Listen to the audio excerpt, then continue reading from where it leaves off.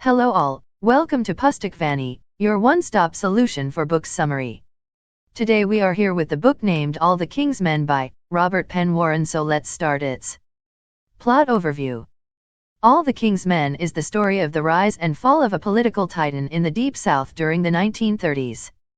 Willie Stark rises from hardscrabble poverty to become governor of his state and its most powerful political figure. He blackmails and bullies his enemies into submission, and institutes a radical series of liberal reforms designed to tax the rich and ease the burden of the state's poor farmers. He is beset with enemies, most notably Sam McMaphee, a defeated former governor who constantly searches for ways to undermine Willie's power, and surrounded by a rough mix of political allies and hired thugs, from the bodyguard Sugarboy Ocean to the fat, obsequious Tiny Duffy.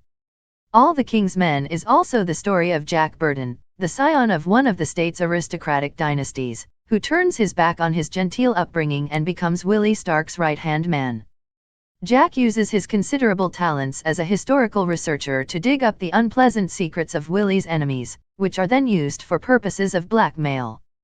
Cynical and lacking in ambition, Jack has walked away from many of his past interests. He left his dissertation in American history unfinished, and never managed to marry his first love, Stanton, the daughter of a former governor of the state. When Willie asks Jack to look for skeletons in the closet of Judge Irwin, a father figure from Jack's childhood, Jack is forced to confront his ideas concerning consequence, responsibility, and motivation. He discovers that Judge Irwin accepted a bribe, and that Governor Stanton covered it up. The resulting blackmail attempt leads to Judge Irwin's suicide. It also leads to Adam Stanton's decision to accept the position of director of the new hospital Willie is building, and leads Ann to begin an affair with Willie. When Adam learns of the affair, he murders Willie in a rage, and Jack leaves politics forever.